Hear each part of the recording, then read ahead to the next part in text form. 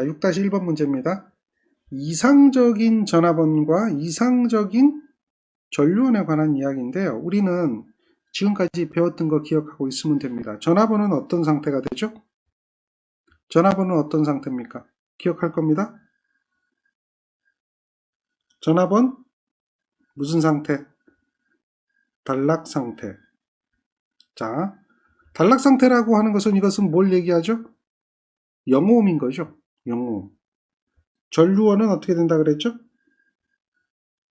전류원 개방 상태. 지금까지 배웠던 거 기억하시면 돼요. 요게 개방이 된다는 얘기는 얘는 뭐가 돼요? 무한대 오음이 되는 거죠. 무한대. 그렇죠? 그걸 기억하시면 돼요. 그래서 전화번은 영오음이고 다음에 전류원은 무한대다. 이렇게 보시면 되죠. 따라서 답은 뭐죠? 개방과 단락에 대한 개념을 알면 이 정도는 쉽게 이해가 될 거라고 생각합니다. 자, 이러한 회로 지금 우리가 중첩의 원리, 대분항의 정리, 노튼 정리, 밀반 정리 이런 것들을 행할 수 있는 회로가 무슨 회로죠? 선형 회로망이죠. 선형 회로망. 그래서 우리가 이 재정리를 이용할 때는 비선형 회로망에선 적용을 하지 않고요. 선형 회로에서 적용합니다. 근데 선형성을 가장 잘 나타내는 거, 즉 전압과 전류가 비례한다는 관계를 가장 잘 나타내는 거, 이것이 뭐냐? 선형 회로망이 뭐냐? 요거죠. 중첩의 원리가 되는 거죠. 노튼 정리, 대분항의 정리, 밀만 정리 전부 다 뭐에 해당되는 거예요? 선형 회로망에서 적용이 되는 거죠. 선형, 비선형에 대한 개념 정리하고 있어야 됩니다. 자, 지금은 요거는 중첩의 원리, 3번 문제는 중첩의 원리로 계산을 해도 됩니다. 중첩의 원리로 계산하는 문제가 되는데요. 지금 문제는 여기에 흐르는 전류를 구하는 거죠. 바로 이 부분에 흐르는, 이 15옴에 흐르는 전류가 되죠. 그러면 잘 보세요. 잘 보세요. 자, 중첩을 한번 생각해 보면 전류원 3개가 병렬로 연결되어 있고요. 이 전압은 무슨 상태가 되죠? 단락 상태가 되죠. 전압은 단락 상태가 되기 때문에 전류가 여기에 2A 흐르고 여기 3A 흐르고 여기 10A 흐르니까 총 몇 A 흘러요?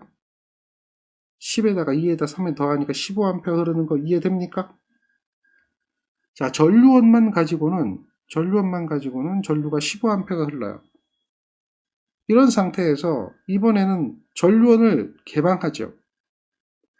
전류원을 개방해야 되잖아요. 끊어버려야 되죠. 요걸 끊으면 요 10V의 전류가 흘러가나요? 얼마가 흘러요? 10V의 전류가 개방했을 때. 대답해 보세요.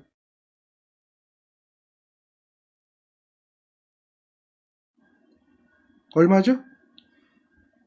끊었잖아요. 그러니까 여기는 뭐예요? 0A라고 대답을 해줘야 되겠죠? 0A라고 대답을 해줘야겠죠. 그러니까 중첩의 원리를 적용하면 0A까지 더하면 전체 전류가 얼마가 된다? 15A가 된다. 이렇게 답변을 할 수가 있어야 되겠죠. 자, 여기도 기본적으로 적용되는 게 뭡니까? 어떤 것이 적용됐어요? 적용되는 게 전화번은 단락, 전류원 어떻게 되죠? 개방. 요거가 항상 적용되고 있죠. 자, 요거는 항상 적용되고 있어요. 대분항의 정리든 중첩의 원리든 노튼 정리든 밀만 정리든 요거는 이제 기본적으로 그렇게 정리가 되어 있는 것을 잘 이해를 하셔야 됩니다. 자, 이번에는 A, B 사이의 전위를 구하는 4번 문제입니다. 전위. 이것도 중첩의 원리로 한번 생각해 볼게요. 중첩의 원리로 생각해 보면 첫 번째 전압을 구하는데요. 전압을 구하는데 얘가 뭐예요? 전류원이죠. 전류원이면 무슨 상태가 되죠? 이미 얘는 그림이 그려져 있지만 회로상에서 보면 이미 끊어져 있는 거예요. 이해되죠? 회로상에서 보면 이미 끊어진 거예요. 이미 끊어졌기 때문에 여기는 전압이 첫 번째 몇 볼트가 나타나요? 여기에 나타나는 전압은 V-는 얼마? 2볼트가 나타나는 거 확인할 수가 있겠죠. 왜냐하면 그대로 가니까. 요거는 이미 끊어져 있으니까. 그렇죠. 자, 그리고 두 번째를 보는데 이 부분을 이해 못하는 사람이 굉장히 많아요. 굉장히 많아요. 여기가 2볼트가 있을 때 2볼트가 나왔다면 5A가 이렇게 흘러가잖아요. 그러면 이게 단락되어 있거든요. 단락. 전화번이 단락되어 있잖아요. 그러니까 단락되어서 전류가 이렇게 흘러가니까 여기는 15옴에 5A가 흘러서 50V가 나타나는 거 아니냐, 이렇게 얘기하는 사람이 많아요. 그거는요, 요거 하나만 봤을 때 얘기인데요. 그렇죠? 요렇게 봤을 때 얘기인데, 사실은 요 내부를 보는 게 아니라 뭘 보는 거예요? 여기를 보는 거잖아요. 여기를. 그러니까 이렇게 보는 거죠. 여기 단락되어 있는 요 부분이 결국 무슨 이야기냐면 여기가 단락되어 있는 거하고 똑같은 거죠. 그러면 요 안에 전압이 얼마가 되든 간에 여기에서 요 내부의 전압이 이 회로망 안에서는 전압이 얼마가 생기든 간에 여기에 생기는 전압이 아니거든요. 그렇죠? 여기 전압이 얼마가 생기든 간에 여기는 몇 볼트예요? 0볼트죠. 0볼트. 단락이잖아요. 단락되면 전압이 얼마라고 그랬어요? 단락되면은 전압을 구할 수 있다 그랬어요? 없다 그랬어요? 자, 못 구한다 그랬죠. 기억나죠? 단락이냐 개방이냐를 봐야 돼요. 그러니까 결국 여기는 V2-는 0볼트가 되는 거예요. 0볼트. 단락. 우리는 단락의 개념을 생각을 해야 돼요. 단락이 되면 전압은 얼마다? 0볼트다. 그러니까 2볼트하고 0볼트 더해주면 얼마가 되는 거야? 그렇죠. 그냥 2볼트예요. 그냥 2볼트예요. 어렵지 않죠? 여기가 플러스니까 그 플러스 그대로 나오죠? 그래서 플러스 2볼트다. 이렇게 이야기를 할 수가 있는 거죠. 정리가 됩니까? 네, 단락이라는 개념을 잘 이해해야 돼요.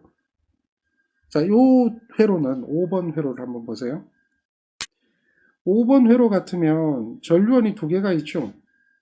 근데 지금 어디에 흐르는 전류를 구하라고 그랬냐면 여기에 흐르는 전류를 구하는 거예요. 이해됐죠? 이걸 대분항의 등가를 해도 좋고 노튼 등가를 해도 좋은데 그럴 필요도 없어요. 이거는. 왜냐하면 요게 하나는 이 방향에 15고요. 하나는 이 방향에 30이니까 서로 상쇄돼서 요거는 없어질 테고 서로 상쇄돼 버리죠. 상쇄되어 버리니까 여기를 얼마로 보는 거예요? 0A로 보면 여기는 얼마죠? 15A가 되는 거죠. 그래서 15A가 여기서 요렇게 흘러가고 요렇게 흘러가는 거예요. 이게 뭐죠? 여기서 갈라지니까 전류 분배가 되는 거예요. 전류 분배가 되면 I15 쪽에 흘러가는 것은 컨덕턴스잖아요. I 이꼴 GV잖아요. 그러니까 전류 분배 법칙 적용하면 I는 G에 어떻게 돼요? 비례하는 거 알 수 있죠. 컨덕턴스에는 비례하는 거죠. 전류가. 저항에는 반비례하지만 컨덕턴스는 비례하거든요. 그러니까 요거는 30모, 요거는 15모잖아요. 그러니까 30모, 15모의 비례니까 15모의 전체 전류가 얼마가 됐죠? 15가 되는 거죠. 요 15는 방향이 반대가 돼서 30에서 15를 빼서 15가 된 거죠. 기억하시겠죠? 그래서 이렇게 계산하시면 얘가 얼마가 나오냐면 5A가 나오는 거예요. 전류분배 법칙 그냥 그대로 적용하는 거예요. 전류분배 법칙을 그대로 적용했습니다. 이해되죠? 여기서 기억해야 되는 것은 I 꼴 GV에서 전류는 컨덕턴스에는 비례하고 저항에는 반비례한다. 그래서 전류분배 법칙을 적을 때 요렇게 된다라고 하는 거. 자기 거가 올라간다는 거죠.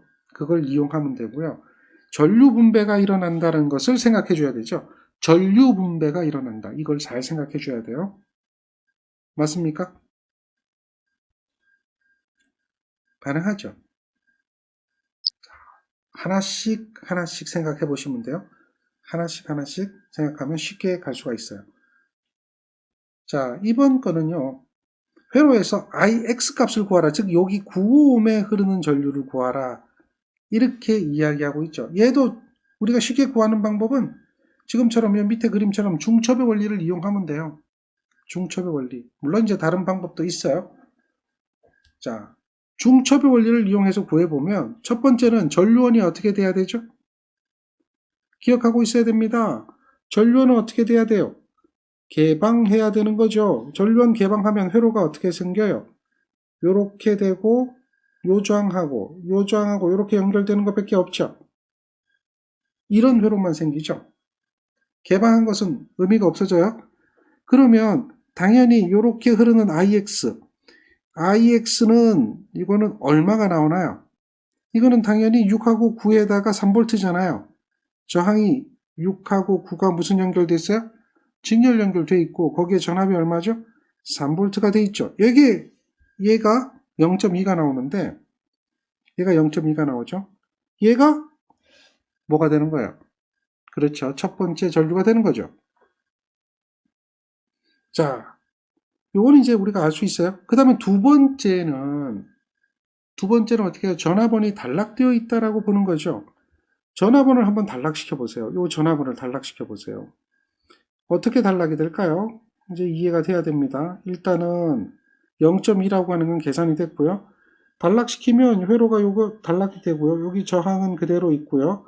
여기 저항은 그대로 있죠. 요게 단락된 거죠. 항상 기억하세요. 전화번은 무슨 상태다? 전화번은 단락 상태다. 전류원은 무슨 상태다? 전류원은 무슨 상태? 개방 상태다. 이거 기억해야 돼요. 전류가 이렇게 흐르네요. 2A가. 전류가 여기 2A가 이렇게 흘러가네요. 여기서 갈라지네요. 뭐가 일어나죠? 전류 분배 법칙이 일어나요. 여기서 전류 분배가 되는 거죠. 전류 분배를 하면 IX2-는 어떻게 되죠? 전류는 저항에 비례합니까? 반비례합니까? 반비례하죠. 즉 6하고 9가 있어요. 6하고 9가 있어요. 여기서 반비례하거든. 반비례하니까 우리는 9 쪽으로 가야 되니까 뭐가 올라가요? 6이 올라가야 되죠. 전체 전류가 얼마입니까? 2A가 되는 거죠. 그래서 요거 계산해 보니까 0.8A가 나와요. 됐나요? 따라서 중첩의 원리를 적용하면 이것과 이것이 합의되니까 답은 얼마죠? 1A가 되겠죠. 1A. 간단하죠? 중첩의 원리를 적용해 본 거예요. 자, 중첩의 원리 잘 기억하세요. 특히나 이 전류분배 법칙 잘 쓰고 있죠? 회로망 해석에서 전류분배가 일어난다. 전류는 저항에는 반비례한다라고 하는 거죠. 우리가 그걸 알 수 있는 건 뭘 알고 가지고 알 수 있어요? 뭘 알고? I는 R분의 V에서 이 ohm의 법칙이죠. 여기에서 전류는 I는 저항 R에 어떻게 하죠? 반비례. 그래서 뭐가 올라가는 거예요? 반대되는 게 올라가는 거죠. 이거 기본적인 것 중에 기본이에요. 그런 기본적인 것들을 잊어먹으면 문제를 풀 수가 없어집니다. 항상 그런 내용들을 잘 이해하고 적용을 할 수가 있어야 돼요. 자, 정리가 되나요? 그 다음, 이 문제는요, 그냥 구해져요. 왜 그냥 구해지는가 한번 잘 보세요. 이 문제를 보면 전류원이 하나밖에 없죠. 전류원이 하나밖에 없으면 잘 보세요. 여기에서 이렇게 흘러가는 전류는 10A예요. 여기에서 이렇게 흘러 들어가는 전류도 10A예요. 됐나요? 그러면 결국 여기 전류가 얼마인지 모르고 여기 전류가 얼마인지 모르지만 두 전류 합하면 얼마가 돼야 되죠? 10이 돼야 되죠. 자, 요 I1의 전류가 얼마인지 모르지만 요 흘러 들어오는 I2의 전류가 얼마인지 모르지만 합하면 얼마가 돼야 돼요? 10이 돼야 돼요. 즉, 이 회로에서는 전류는 10A를 초과할 수가 있어요, 없어요? 10A를 초과할 수, 왜? 왜 그럴까요? 초과할 수 없다. 왜? 전류는 이 회로에서는 10A를 초과할 수 없다. 왜 그럴까요? 이거 하나밖에 없기 때문에 그래요. 공급되는 게 10A인데 그 전류가 10A 합성돼서 초과되는 경우는 없단 말이죠. 그렇다면 보세요. 얘 답이 될 수가 없어요. 얘는 20A고요. 얘 아니에요. 15A죠. 얘 아니에요. 15A죠. 이거는 답이 그냥 보이잖아요. 그렇죠? 얼마나 간단해요. 그러니까 이 문제 자체가 문제라고 보기보다는 그냥 보너스 문제죠. 보너스. 그냥 주는 겁니다. 전류원이 하나밖에 없다라고 하는 그런 부분을 이해하면 되고요. 그 다음에 이 문제를 보면 좌우가, 즉 여기를 가운데를 중심으로 해서요, 좌우가 대칭이거든요. 그러면 좌측과 우측의 전류는 달라질 수가 없는 거죠. 그런 원리에서 보면 이것도 절대 답이 될 수 없죠. 좌측과 우측이 달라질 수가 없죠. 왜? 좌우가 대칭이니까. 좌우가 대칭이니까. 이해되겠죠? 어렵진 않습니다. 잘 보고 문제를 풀면 돼요. 정리됩니까?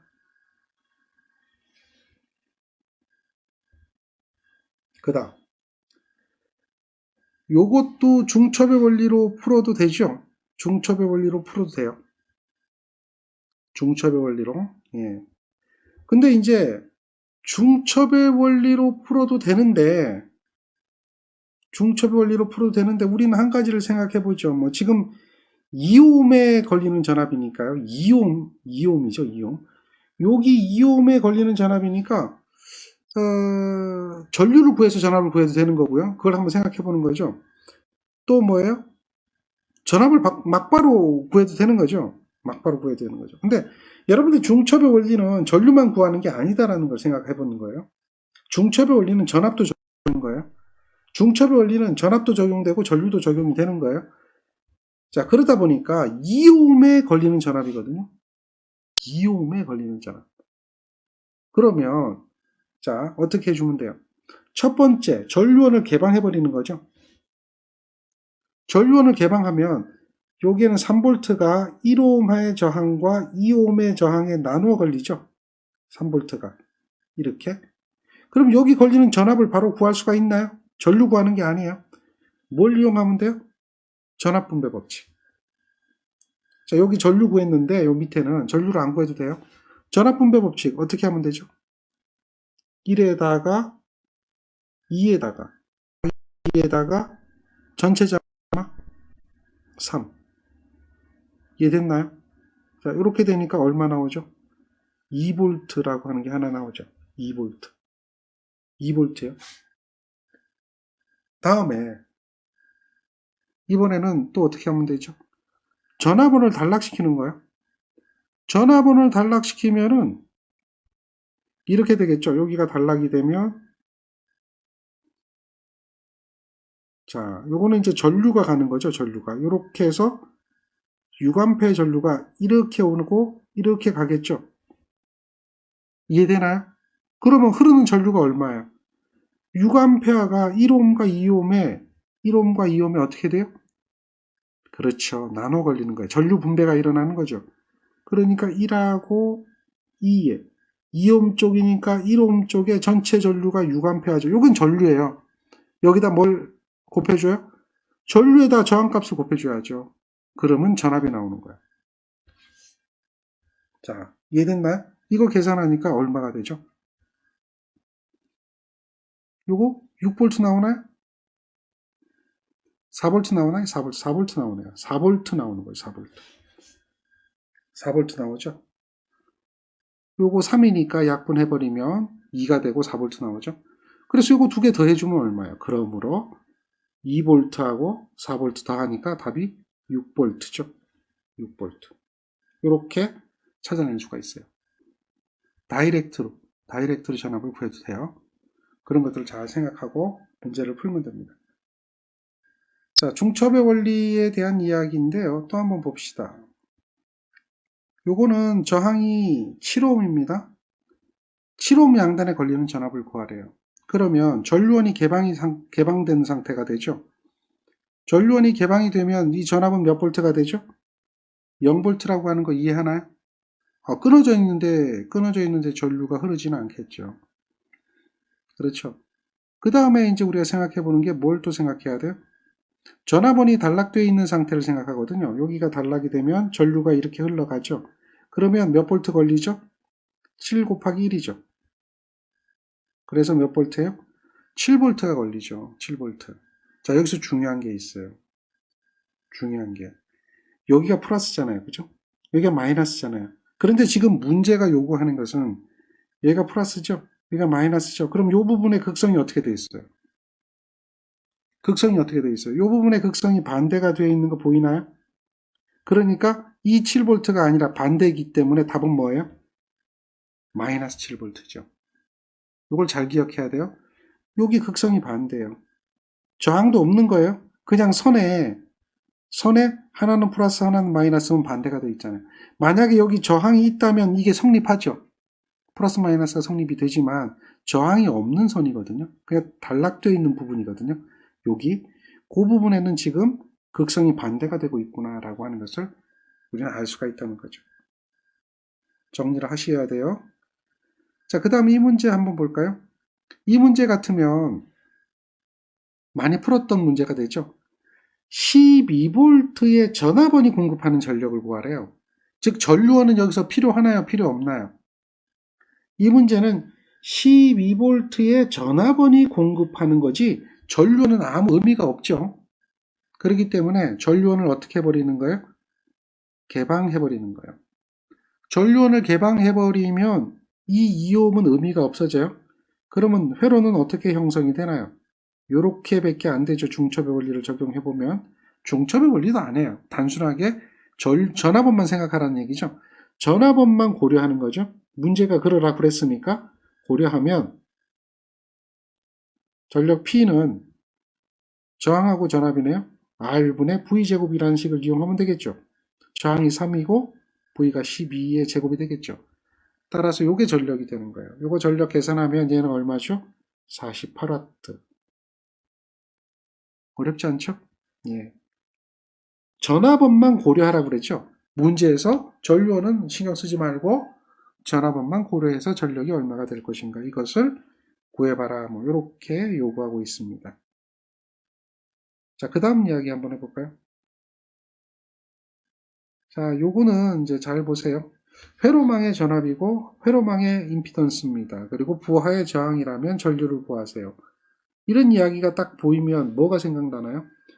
회로망의 개방 전압이고 회로망의 합성 임피던스 요까지입니다. 그리고 부하 저항이라고 이렇게 딱 주어지면 딱 생각나는 부분이 있어야 돼. 아, 얘는 전압하고 임피던스로 주어졌으니까 태분항이구나. 태분항은 회로망이구나. 요걸 의미하고 있다는 거죠. 태분항의 회로망이니까 회로망의 내부 임피던스가 주어지고 회로망의 전압이 주어진 거예요. 이렇게. 그리고 여기에 뭐가 있죠? 부하 임피던스가 있는 거죠. 부하 임피던스가 Z고 내부 임피던스가 Z0고 자, 개방단의 전압이 요게 요 AB를 개방한 거죠. 2V다. 이게 개방단의 전압이니까. 그렇다면 이걸 접촉하게 되면 흐르는 전류 I는 대분항의 등가를 이용하면 Z0에다가 Z에다가 전압이 2가 되겠죠. 되나요? 당연하죠. 직렬 연결이니까 임피던스가 백이 되어 있는 요거는 나타날 수가 없죠. 그리고 이런 것들은 답이 될 수도 없는 거죠. 직렬 연결되어 있으니까 대분항의 등가입니다. 요게 대분항의 등가. 대분항의 등가를 이용한 전류를 계산하는 식이죠. 간단하죠? 예. 이해를 하면 돼요. 이해를 하면. 그래서 여기 회로의 개방단의 전압과 거기에 임피던스에 대한 관계가 대분항의 회로망이다라고 하는 이런 원리를 정리를 하셔야 됩니다. 자, 다음. 이 회로를 한번 읽어보세요. 문제를 항상 읽는 게 중요하고요. 이 문제는 뭐라고 얘기하냐면 역시 개방단의 전압이죠. 개방단의 전압이 50V라고 얘기했고요. 거기에 임피던스 AB에서 본 이 개방단에서 본 임피던스가 이렇게 주어진 거죠. 자, 이렇게 주어졌다면 이거는 개방단의 전압과 개방단의 임피던스라고 하는 것은 그게 이제 회로망인데요. 지금 표시한 이 회로망인데요. 이 회로망이 누구의 회로망이다 라고 하는 거예요? 방금 이야기했잖아요. 이러한 회로망이다 라고 하는 걸 알 수가 있는 거죠. 이런 대분항의 회로망이 되는 거예요. 즉 다시 말해서 여기에 전압이 50V가 되는 거고요. 여기 임피던스가 얼마예요? 6 플러스 J의 8이 되는 거죠. 그때 이 부하의 임피던스를 얼마를 연결했죠? 2-J2를 연결했죠. 이렇게 연결하면 흐르는 전류를 구하라. 그 얘기예요. 이게 2-2죠. 그러니까 합성 임피던스는 얼마가 될까요? 합성 임피던스는 6 플러스 J의 8에다가 플러스 2 마이너스 J의 2가 되겠죠. 요게 합성 임피던스가 될 거고요. 그때 전압이 얼마예요? 50V가 되겠죠. 이게 전류가 되는 거죠. 요거 계산하면 얼마 나온다? 4 마이너스 J의 3A 나와요. 자, 여기서 요렇게 가는 것은 뭐 하라고 그랬어요? 계산기 사용. 기억하시죠? 복소수를 계산할 때는 계산기를 써야 되는 거예요.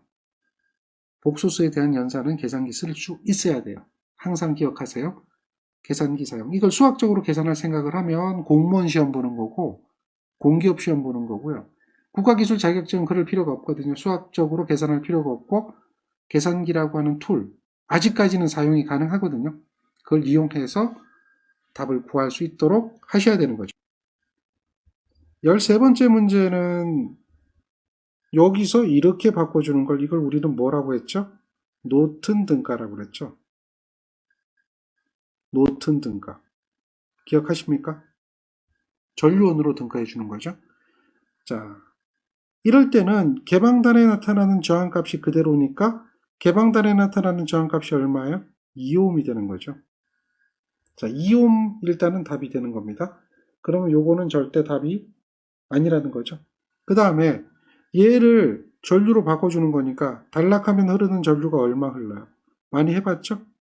딱 보니 얼마죠? 3A 나오죠. 그렇잖아요. 여기서 공급하는 전류 구하면 되겠죠? 3A 나오죠. 그러니까 3A가 답인 거죠. 요거 가능하죠? 이렇게 생각해도 된다고 그랬죠? 여기 저항하고요. 여기 전류 곱하면 나타나는 전압이 얼마 나옵니까? 나타나는 전압이 저항에다가 전류를 곱한 게 전압이 되는 거죠. 그게 6V가 되면 돼요. 그런데 저항은 얼마라고 그랬어요? 2ohm이 되니까 2ohm에다 I를 곱하면 6이 되니까 그러므로 I는 3 이렇게 해도 되는 거죠. 그런데 이런 형태로 구하는 것은 이렇게 바꿔주는 걸 한 거죠. 즉 노튼 등가를 뭘로 바꿔준 거예요? 태분항으로 바꾸는 거죠. 파란색은 태분항입니다. 그걸 기억해야 돼요. 노튼이냐 태분항이냐 다 할 수 있어야 된다는 얘기죠. 그래서 회로망 중에서 이렇게 전압원으로 바꾸기도 하고 이렇게 전류원으로 바꾸기도 하고 하는 것을 여러분들 할 수가 있어야 됩니다. 정리가 되겠습니까?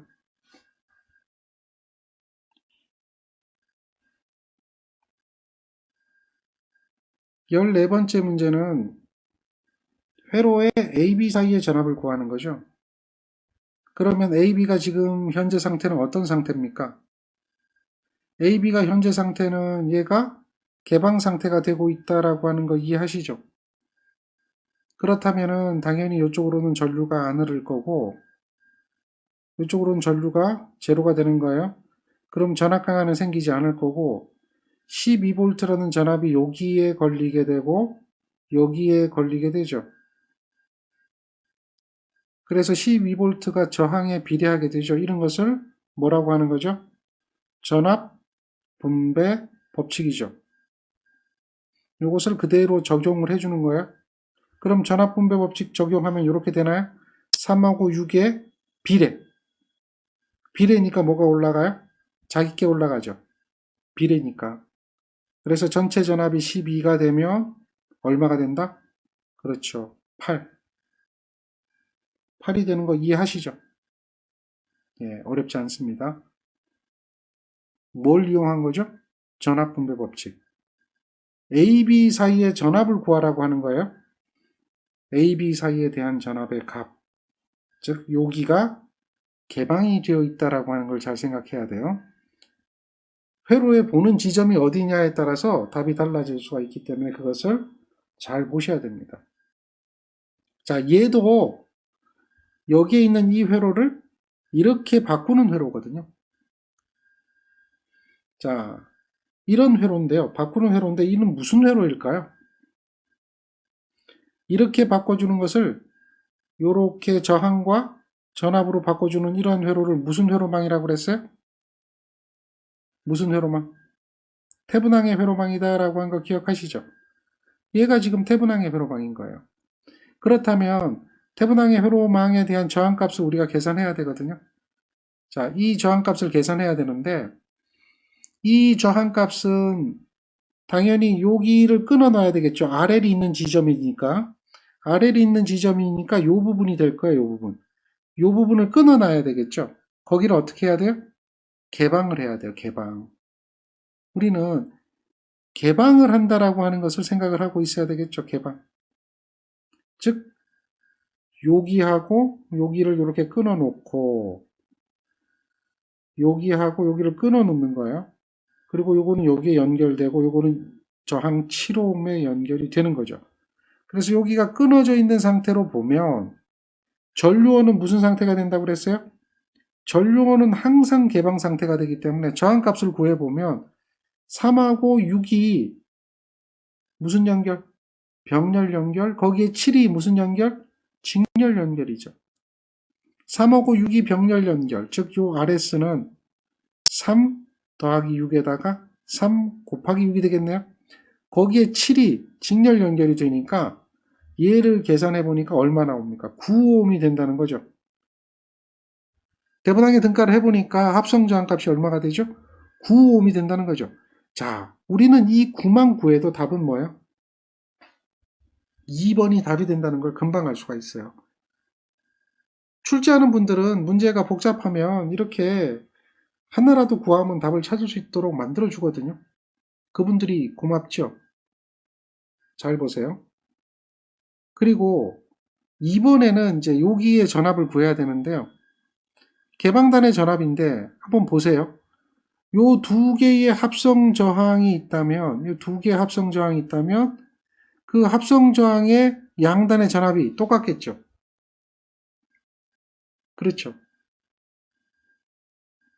전압이 똑같잖아요. 또는 그렇게 구하기가 싫으면 여기에 있는 요 부분에 대한 것을 요걸 뭐라고 해요? 전류원이라고 하잖아요.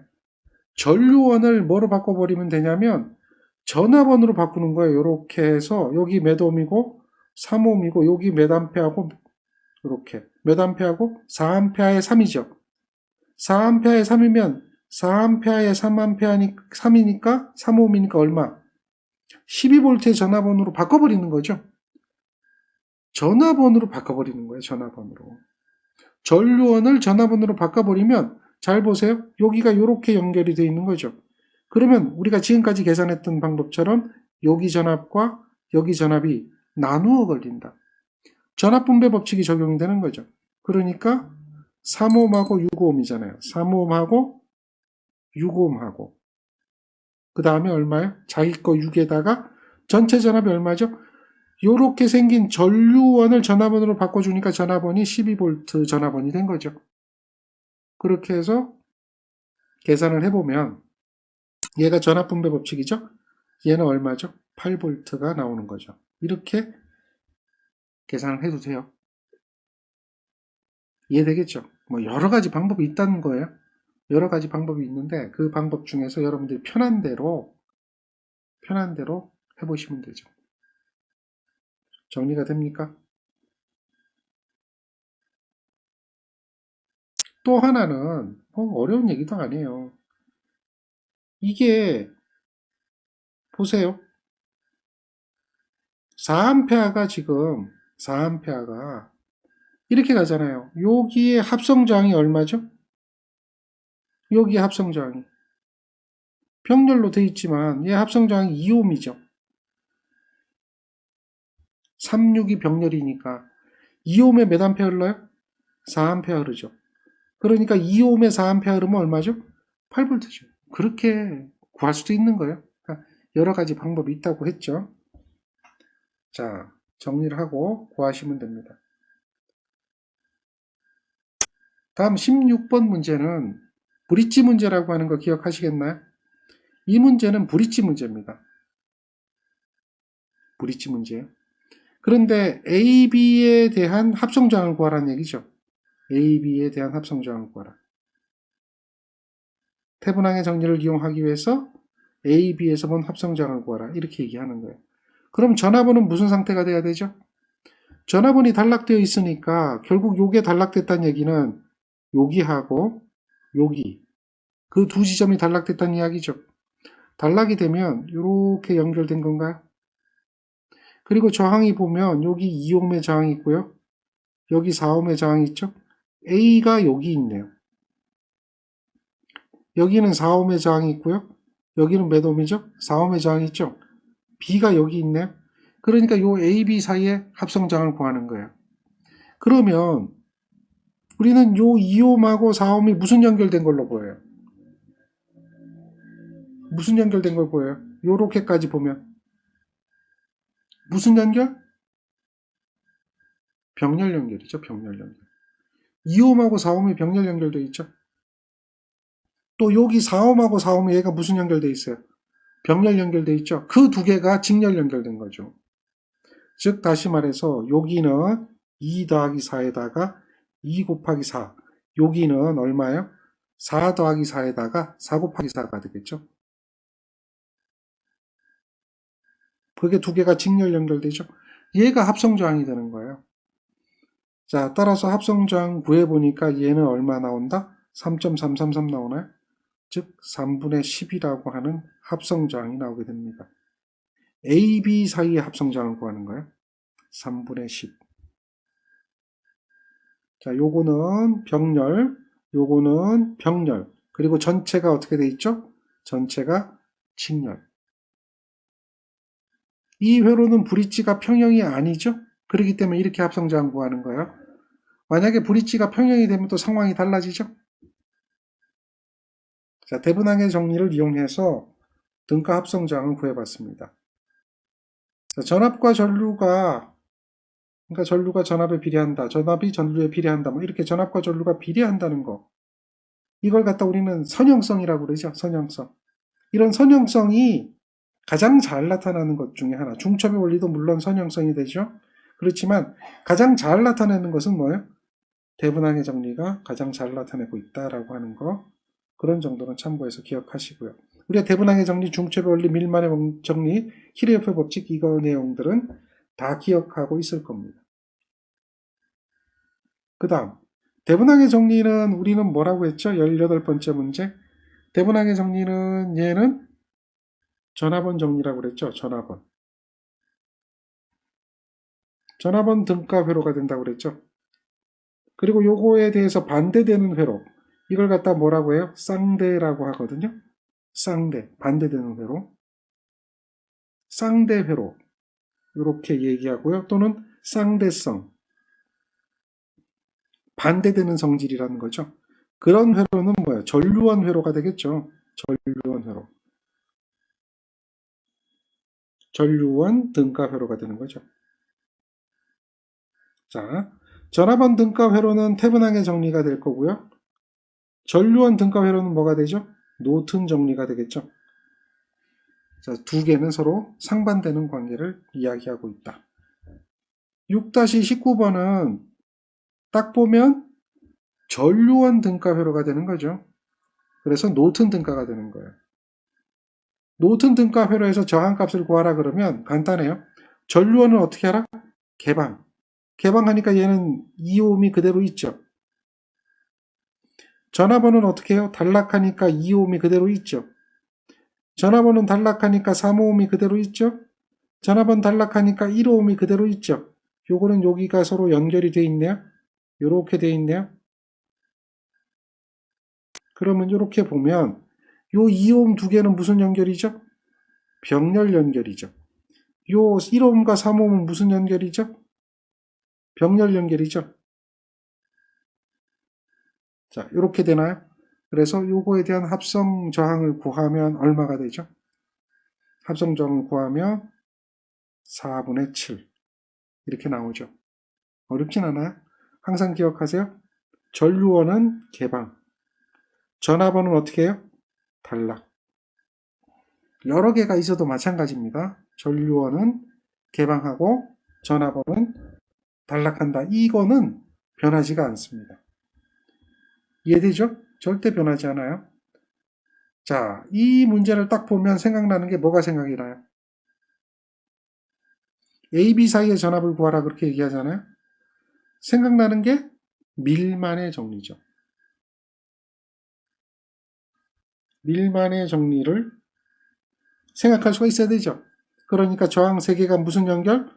병렬 연결이잖아요. 분의 1. 그 다음에 여기서 보내주는 전류, 여기서 보내주는 전류, 여기서 보내주는 전류 하니까 바로 이렇게 밀만의 정리 적용하죠. 이거는 뭐 어렵지 않을 것 같아요. 그래서 8V 나오는 거는 계산기만 잘 눌러주면 되니까 어렵지 않게 계산할 것 같아요. 자, 그런데 말입니다. 이렇게 응용되는 부분이 문제가 되는 거죠. 그냥 밀만의 정리를 하면 굉장히 쉬운데요. 지금처럼 A, B 사이의 전압을 구하라 그러거든요. 그리고 여기에 뭐가 있어요? 저항이 하나가 더 있는 거죠. 저항이. 이럴 경우는요. 어렵게 생각하지 마세요. 요 A점이 이렇게 되어 있는 요게 A점이라고 보면 되고요. 요 B점이 이렇게 돼서 여기가 B점이라고 봐도 돼요. 그러면 여기 저항 R3가 있다면 여기 전압이 하나 더 있다고 보면 되거든요. 근데 전압이 몇 볼트입니까? 0볼트죠. 0볼트. 0볼트의 전압이 하나 더 있다고 보면 이걸 그대로 뭐예요? 밀만의 정리를 적용하는 거예요. 자, 저항은 얼마입니까? 저항은 R1, R2, R3죠. R1, R2, R3가 R1, R2, R3가 접속이 되어 있죠. 5ohm이라 그랬죠. 그래서 1ohm하고 다음에 2ohm하고 다음에 5ohm이죠. 전압은 뭐예요? 1ohm에는 110이고 2ohm엔 120이죠. 5ohm엔 0V니까 1ohm엔 110이고 전류를 구하는 거죠. 2ohm엔 120이고 됐나요? 그 다음에는 5ohm은 얼마입니까? 5ohm은 0이죠. 5ohm은 0 맞습니까? 0이니까 필요 없어지죠. 즉 다시 말해서 5분의 0은 얼마죠? 5분의 0은 0은 0이에요. 이거는 해봐야 0이죠. 그래서 요거를 계산하면 우리가 요 A, B 사이에 전압을 구할 수가 있는 거죠. 됐나요? 밀만의 정리에 의해서 계산을 해보는 거예요. 그래서 요 전압이 얼마인가 계산기 그대로 눌러주면 돼요. 그러면 보세요. 계산 가능한가요? 100V 나오나요? 그래서 계산기 눌러보면 이렇게 100V가 나오는 걸 확인할 수가 있는 거죠. 자, 그 다음에 이거는 우리 뭐라고 했죠? 가역정리. 가역정리라고 그랬죠.